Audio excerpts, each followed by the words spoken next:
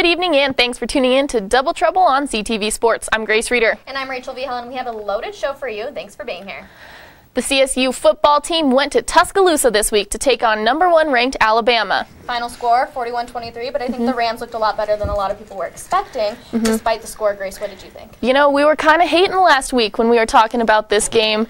I think the first quarter was exactly what I was expecting. Alabama was just running over CSU. However, in that second quarter, I was pretty impressed, and I'm usually not someone to gloat about Nick Stevens, but I think Nick Stevens showed some leadership in that second quarter, pulling the Rams within 7 points. I'm impressed by that. He also had 109 yards in that second quarter alone, not to mention he had 26 rushing yards in this game. So if you're rushing against the Alabama defense as a quarterback, 26 yards, I'll take it. He had a good game. He did. Honestly, I'll give it to him, but the only thing that I think he really messed up on was his 2 interceptions. The interceptions were bad. But you could just tell he was really trying to force it into to the wide receiver's hands, and unfortunately it just backfired on him. Absolutely. Yeah, I totally agree with you. But you did talk a little bit about the rushing yards, and I think Dalen Dawkins and the running game had a great game. I think Dawkins had a little bit of momentum going forward, and I mean, he's a small guy. I'm like not going to bash on him, but he's a smaller guy, and he was just going over those D linemen and those DBs too. Yeah, absolutely. I think Dalen Dawkins did what he does best, which is not to try and be fancy with it, but if he's going to get small yards, that's fine with him. He just pushes and pushes, and I think that's why Dalen Dawkins is so successful even against a defense like that. But I was actually really impressed with Michael Gallup as well, 81 yards for him. If you're going to play well, you want to play well against this team, especially when you've got some scouts looking at you. He did. He had a couple NFL scouts there, which was huge, and his family was there too. But good for him. Yeah, I know, but I do think that his touchdown should have been a touchdown. I think he had his control of the ball, and he also had his foot down. But again, I'm not a ref. We're no refs, I guess, but it did give the true freshman a chance to make a scoring play, which good for him. It did. Warren Jackson had 2 touchdowns in the game. True freshman. Game of his life. I know. I would not complain about getting my first touchdown against Alabama. Absolutely. He played outstanding. They were not small touchdowns either. No. They weren't easy. They were hard-earned. They should have been SportsCenter top 10 for sure. I liked them. But CSU did score the most points on Alabama all season, so I will give that for a Mountain West team. I will definitely take it. Go Rams. But head coach Mike Bobo didn't hold his press conference this week due to the bye, but he did have some words after the Bama game. Really proud of our football team for the effort that they gave tonight. I thought we started the game slow. I thought the mystique of playing Alabama and who we were playing, we were on our heels, and that's something that we gotta correct. It's 2 games now, and 2 big games. CU and Alabama, we start off slow, a little bit hesitant on both sides of the ball. I don't know why. We got to figure that out, and then we calmed down and we played. Well, up next, CSU heads to Hawaii after their bye week. Rachel, what do you expect the Rams are going to be working on these 2 weeks? You know, I think they're just going to work on their game plan and continuing to get tougher mentally and physically. The players get to go home this weekend, too, which would be nice since they don't get to go home all summer. But I do just think they're going to continue to work on their game plan. Yeah, well, hopefully they rest up. I think it's going to be a good game because both teams have had some pretty significant losses early on in the season. Obviously, CSU is coming off of that Bama loss and the CU loss, which wasn't a blowout, but that was a pretty tough game to lose. And Hawaii just took a pretty brutal loss from UCLA. They go and play Wyoming, so they will not be as rested as CSU. But I still think it'll be a good game with some tough losses behind them. Oh, I definitely agree with you, but I think going and playing Wyoming is going to make Hawaii a little bit tired. And they have to travel a lot. Yeah, Hawaii, they do. You have to give it to Hawaii. They do a lot of traveling. Yeah. I honestly kind of feel bad for them, but I know the CSU guys are very excited to go out to Hawaii. I'm sure they're ready to go to Hawaii. I wish we were going. Well, the CSU women's volleyball team hosted a tournament this weekend. On Friday, the Rams played Albany, handing them an easy 3-set sweep. Albany couldn't contest with the Rams' fast-paced offense and lost all 3 sets by double digits. On Saturday, the Rams had a doubleheader, first facing off Xavier, who started the first set really slow, losing 10-25. Xavier began to find their rhythm but in the second and third set, but it wasn't enough, and the Rams took the sweep. Saturday night, however, was a different story. The Rams faced off against a very talented CU volleyball team. The Rams took the first set in what seemed like it would be another easy sweep. During the second set, CU fought back, but CSU came back from a deficit at the end to pull off an outstanding second set. It was all downhill from there for the Rams, though, who couldn't hold off the Buffs' strong attack. CU took CSU to 5 sets, where they would hand CSU an easy 15-8 loss in the last set to take it all. CSU will still be a heavy contender in the Mountain West Conference play, which kicks off on Thursday Tuesday against the New Mexico Lobos. Rachel, how do you see this CSU team's volleyball season kind of kicking off and rolling out against Mountain West? You know, honestly, the CSU team is very good. I don't think people give them enough credit. They only have 2 losses, and that was against Duke and Colorado. So they're a very good team. Yep. I just don't think people give them enough credit. You know, Tom Hilbert has 13 Mountain West titles. You can't take any of the credit away from Tom Hilbert, and he has those titles for a reason. I do think that the Rams need to quicken their play, and I think with the players that they lost in this past season, I certainly think the Rams will also need to spend a little bit of time working on leadership as well. You know, they're a very young team. They have a lot of sophomores on their team, and it takes a little bit of time to develop that team. I mean, Tom Hilbert is very good at creating a great team, but they are still young. And the season's early. I don't think they're going to have any chance against Mountain West, opponents. We are just spoiled with some very talented CSU volleyball players. Yeah, we are. And I mean, they're year. Still ranked 23rd. Yep. I mean, they're still top 25, and CU just moved up to 25th. Yep. So, I mean, we got to give it to them. They deserved it. They played really well. Yeah, they're definitely a good team. Absolutely. Well, up next, we talk cross country as the Rams continue to be nationally recognized. And plus, we'll see how the Rams soccer team did this weekend. Don't go anywhere. You are listening to 90.5 KCSU Fort Collins with DJ Mean Beats, DJ Nightshade, DJ Wildcard. Music to me is one of the best creative outlets that I can think of. An escape from the real world.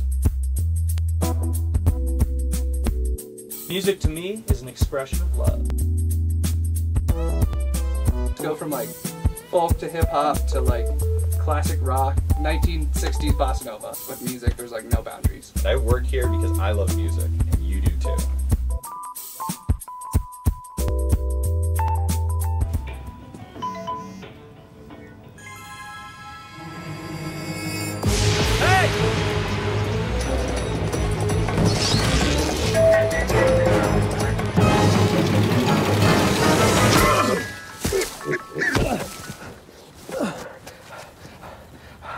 So, same time next week? Well, of course. Put away a few bucks, feel like $1 million. For free tips to help you save, go to Feed the Pig. The CSU women's soccer team was at Kansas State this week, where they were handed a 3-2 loss in overtime. Kansas State held onto the ball for most of the game, outshooting the Rams 21-13. This was a heated game. 2 yellow cards were handed out, one to Callie Lordman and one to Kansas State's Tatum Wagner. CSU soccer heads to Air Force on Friday to take on the 3-4 Falcons. The CSU men's cross-country team continues to be highly dominant this season. Last week, the team was ranked 18th in the U.S. Track and Field and Cross-Country Coaches Association NCAA Division I Men's Cross-Country National Coaches Poll. That is not an easy poll to say, let me tell you. This is their highest preseason ranking since 2002, where the Rams were ranked 16th. The team next heads to Minnesota for the Roy Griek Invitational on Saturday. Gerald Mock was runner-up at this race in 2015 and came in first last year. Heading into his senior year, we expect big things from Mock and the very talented cross-country team. And they are extremely talented. It's great to see them getting some national coverage. Absolutely. But that is all that Grace and I have for you this week, so don't go anywhere. Tim McCall with Tim McCall is up next.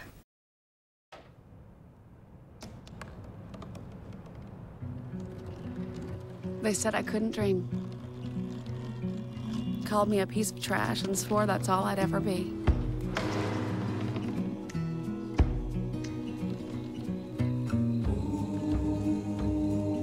Said a bottle couldn't see the ocean.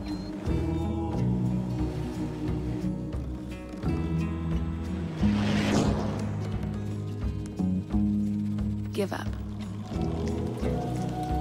Go back to the dumpster. But I didn't listen. I made my way.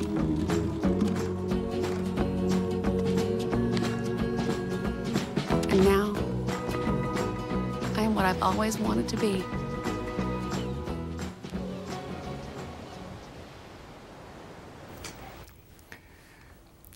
Hello, and thank you for tuning in to Tim's Call. I am your host, Tim McCall, here to keep you updated with the world of sports. To start, Dallas Cowboys running back Ezekiel Elliott has played the first 2 weeks of the NFL season, and it looks as though he's going to continue to play for the foreseeable future. Elliott was suspended 6 games by the NFL due to domestic violence allegations from his former girlfriend. However, he has appealed that suspension. A court ruling last week put the appeal trial on hold, which allowed Elliott to play the previous 2 weeks. The NFL has fought this court ruling and filed a motion for an emergency stay on the case, This morning, that emergency stay was denied by a judge, meaning that it will likely be months until the Ezekiel Elliott appeals trial moves forward. Since Elliott will be eligible to play until a ruling is reached, it's looking more and more likely that he will be eligible to play every game of this NFL season. The NFL will likely attempt to speed up the appeals process. However, today's ruling likely means that a decision will not be made in court until after the NFL season. Expect Ezekiel Elliott to be on the field for the Dallas Cowboys for the foreseeable future. In other news surrounding the Dallas Cowboys, owner Jerry Jones is currently disrupting contract negotiations aimed at extending NFL Commissioner Roger Goodell. Goodell's current contract runs through 2019, and it was a common belief among NFL owners that a new contract for Roger Goodell would already be in place. ESPN has even reported that if it wasn't for Jerry Jones, a deal would already be in place for the commissioner right now. Although no details of the newly proposed contract have been released, there's been speculations that Jerry Jones is not happy with the financial details surrounding Roger Goodell's new deal. Going forward, we're going to have to see whether Jerry Jones alone, or other owners in addition, are against Roger Goodell being paid too much. Don't expect Roger Goodell to sign a new contract extension anytime soon. The contract talks will most likely remain quiet until the season ends. In other NFL news, free agent quarterback Colin Kaepernick is apparently on the radar of some Cincinnati Bengals players. After starting the season 2-0 and failing to score a touchdown in either of their first 2 games, some members of the Bengals are calling for quarterback Andy Dalton to be benched and replaced with Colin Kaepernick. With the San Francisco 49ers last season, Kaepernick made headlines for kneeling during the national anthem as a form of protesting racial tension within the country. While many others around the NFL have joined Kaepernick in protesting, he still remains the face of this movement. Although players on the Bengals endorse Kaepernick, there has yet to be any indication that the Bengals front office is interested in signing him. With Andy Dalton owed $13 million this season and under contract through 2020, it doesn't appear that the Bengals will be interested in moving on from him. While the rumor mill will continue to link Colin Kaepernick's name with teams around the NFL, it doesn't appear that the Cincinnati Bengals are going to be signing Colin Kaepernick anytime soon. That's all I have for you today, Ram, but don't go anywhere, because up next we have the Foco Sports Show with some of my counterparts from the Rocky Mountain Student Media. Look at you. You're at the top of your game. You're unstoppable. Nothing can throw you off track. Wait, is that your car? Uh-oh. Yeah, I saw that coming. That will throw you off track. You're looking at around 10 grand in fines, legal fees, and increased insurance rates. Let's try this again. Smart move. Because buzz driving is drunk driving. Well, Thomas, you've got pre-diabetes. But with more exercise and a change in diet, it can be reversed. I've tried exercising. It just makes me hungry for bacon. I love bacon, too. And who really likes to exercise? Not me. Me neither. Nobody. So we're good? What? Oh, you still have pre-diabetes. Big time. I'm actually in the studio here with Right Minded. Make y'all know haters love this way. Since the day never let one pass by. Without trying to flash us by. Asking why do we call looking money to save us? I first saw you in the morning. Your eyes barely opened and your sun-glittered shoulders. The green of your eyes, it was showing. We're here for the music, we're here for the artists, we're here for the fun.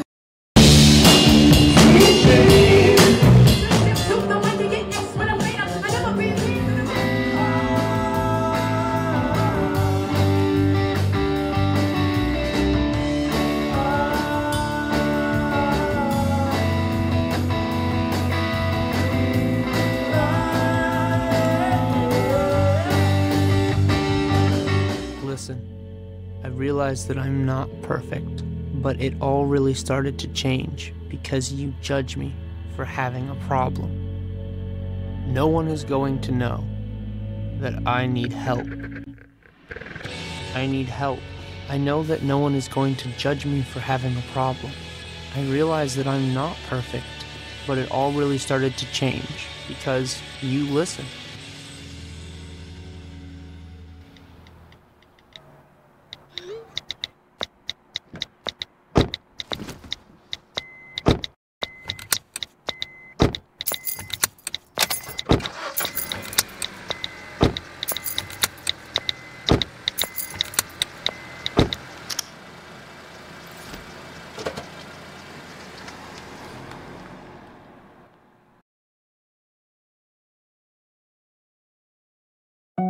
They told me a bottle couldn't dream. That I would never become a superhero.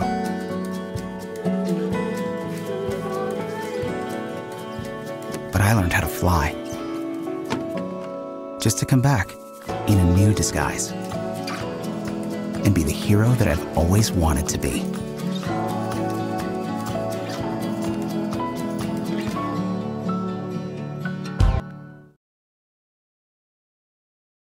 Okay, so we drowned the fire, stirred it, drowned it again, and now just feel if it's cold. Yeah. Cool.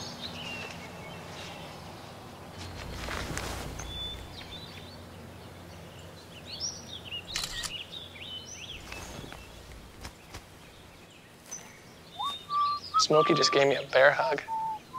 I know. I already posted it.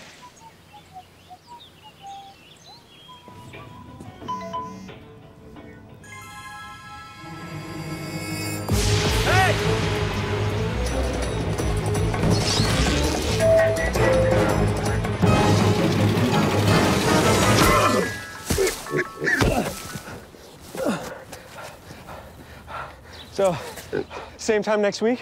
Well, of course. Put away a few bucks, feel like $1 million. For free tips to help you save, go to Feed the Pig.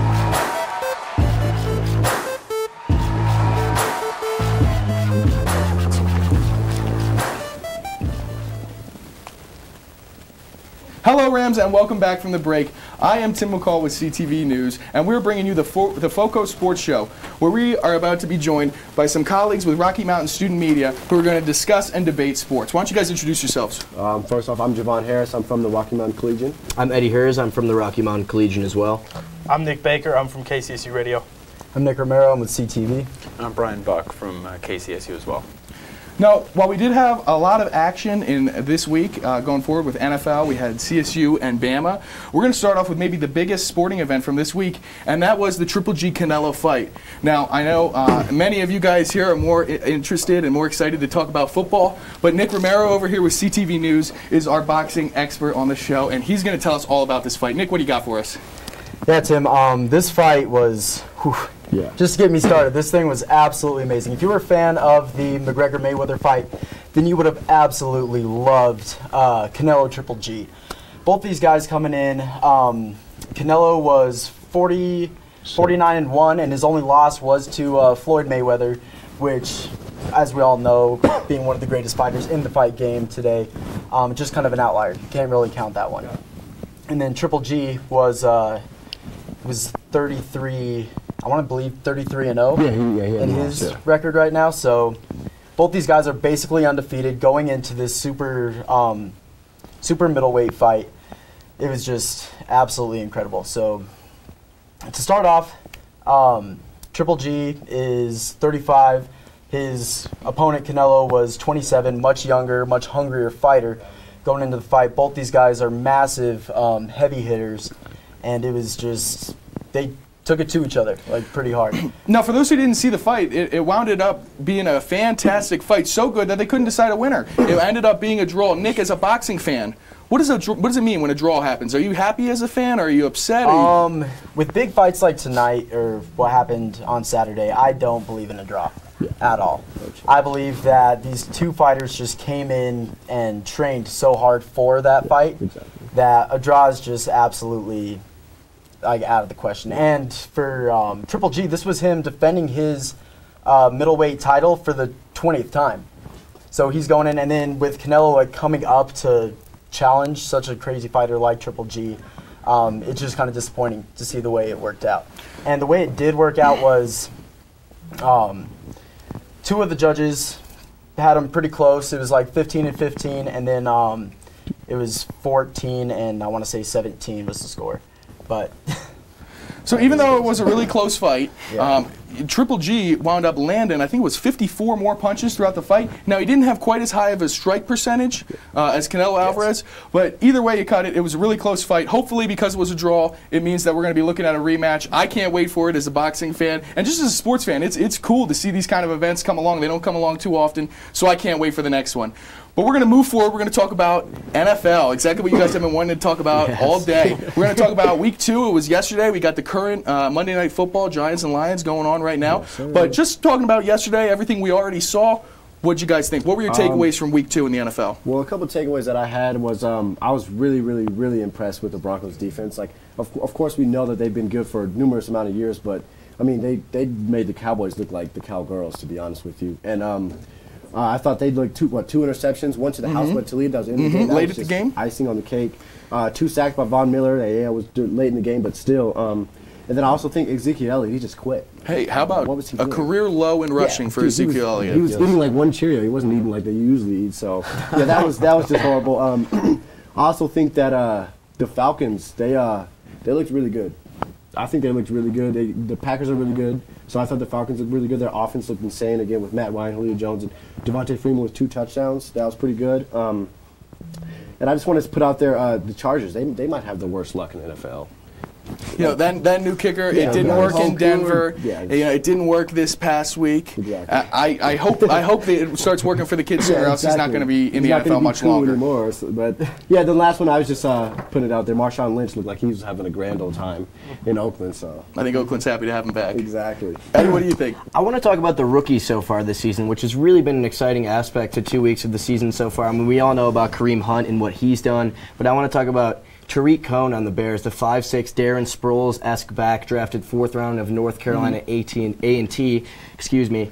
There's not really any hype surrounding him going into the year, not even from Bears fans, and that's because Jordan Howard, 1,600 all-purpose yards last season, an incredible rookie campaign, 7 touchdowns on the ground. So you're not even thinking Tariq Cohen's going to do anything, but instead, you know, through two games, Cohen's had 12 carries, 79 yards. Howard has had 10 more carries, 22, and only 59 yards. Cohen is making way more of his carries, and when it comes to receiving, it's not even a discussion. I mean, Howard has 3 receptions, 14 yards. Cohen has 16 for 102. He's leading the Bears in receiving.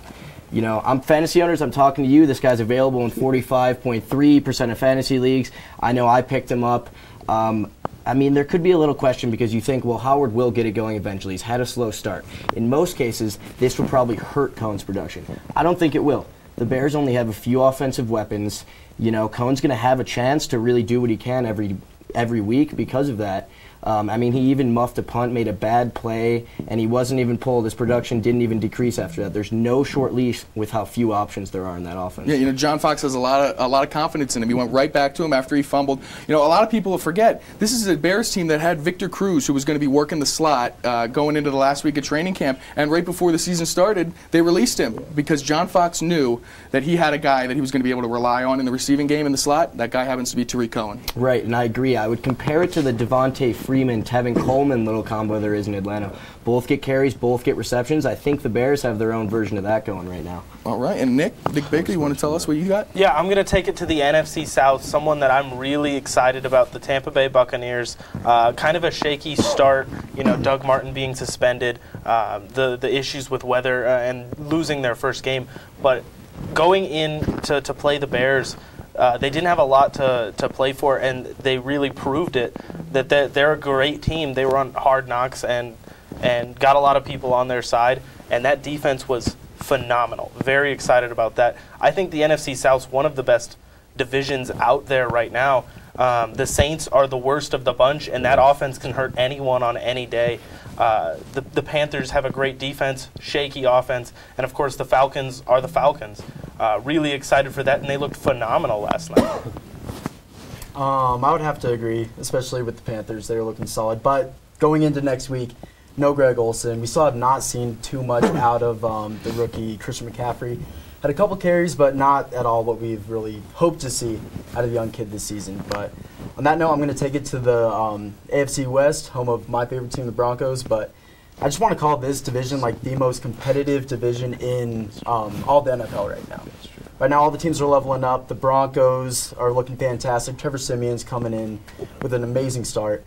We have the Raiders doing great. Derek Carr just threw for 3 TD passes, 3 or 4, 3 of which at least to Crabtree the other day, and then Marshawn Lynch like we said, he's Marshawn Lynch. You know, and as we just mentioned, the Chargers, who are the worst team in this division, are 2 plays, a kick at the end of the game each week away from being undefeated. Yeah, exactly. They could very well be the best team in the division, and we just don't know it yet. Unfortunately, they just find a way to lose. Unfortunately for you Broncos. Unfortunately, it's Philip Rivers, but I mean, when you only have 25,000 people in the seats, it's not that hard to win a football game.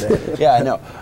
I like what both of you guys said about best divisions. The AFC West looking great, the NFC South looking great, and it brings me to kind of a conference matchup. The NFC looked terrible in the past 2 weeks. You talk about Green Bay, Seattle. They went up against each other week 1. That was not the football game anybody expected it to be.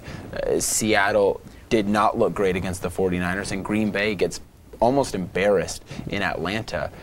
We start talking about an NFC that looks really shallow, aside from, as you mentioned, Nick, the optimism in the NFC South with Tampa and Carolina and Atlanta. There really isn't a Super Bowl contending team in the NFC right now, at least how they play out.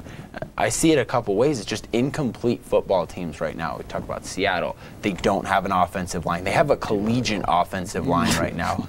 You talk about Green Bay, who fields a guy who wears a wide receiver number at the running back position. Yeah, he's talented, and he can make plays, but he's not a guy that was built or has trained to carry the ball 20 to 25 times a game. He's never studied pass protection in his career. He doesn't understand running back routes and running back angles the way that a normal running back would. And when you're a pass-first offense, you have to be able to run the ball to take some pressure off of you. And they couldn't do that against Atlanta. That's a huge problem for them. And after that, there's no answer. On the flip side, you see the AFC, there are a lot of complete football teams. The Baltimore Ravens is the first team that really jumps out at me. It's just a great example of a team that has all the right pieces. A lot of us were saying, they're not quite good enough this year. But they've had 2 really solid wins, and they've just looked good. The AFC West, another division. Tim, like you said, the Chargers might be 0-2, but they're 2 plays away from being undefeated. Everybody else in the division is undefeated. You know, all these different teams in the AFC just look so solid. The NFC, not at all. I think right now, if you wanted to make a bet, you could easily say that the AFC is going to win the Super Bowl this year, and I wouldn't second guess you whatsoever. So we need to see some growth out of the NFC. We need to see those teams do a little bit better with that. No, we're going to go ahead and move on to our last topic. We're going to talk about the Broncos and Trevor Siemian. Now, he played great yesterday, threw for 4 touchdowns, and now he has the most touchdown passes of anyone in the NFL. Is he the right guy going forward for the Broncos? Well, I wasn't a big fan of Trevor Siemian. I was never sold on him. I'm still not a big fan, but I was very impressed, and I do believe he's the guy going forward. He looked he picked apart the Cowboy defense. I know. He was great. Yeah, exactly. Are there any naysayers in the group? Anybody who wasn't drinking the Kool-Aid? I mean, I'm going to have to somewhat agree with Javon. I think he's the guy moving forward, per se. I don't think he could lead them to a Super Bowl. But, I mean, he's pleasantly surprised me. I mean, that's only the 2nd game in his career that he's thrown 4 touchdowns. He's thrown 6 touchdowns already this season. Took him 5 games to do that last year. 6th highest QBR in the NFL right now. What all of this tells me is Siemian is improving. He's improving more than I thought he would be able to. And he's leading a team, something I thought he wouldn't be able to do. I mean, against the Cowboys on a big stage, he led his team. That's one of the biggest games of his career, and he literally put the Broncos on his back. I'm impressed. I think lead is the perfect word. Yeah. That's all he needs to do. That's all he is doing. Going into next week, I'm just intrigued to see what's going to happen without Garrett Bowles anchoring the offensive line. He's got a bone bruise in his leg, so we're going to see what Trevor can do without that protection. He could be back next week. And Ronald Leary, and Trevor Siemian's a quarterback who has to have that protection. He's a game manager. He has to be in the pocket. All right, guys, I don't mean to slow us down. We're having some great conversation, but we are going to cut it off. That's all the time we have for today. Thank you so much for watching the FOCO Sports Show. I'm Tim McCall. Have a great night, guys.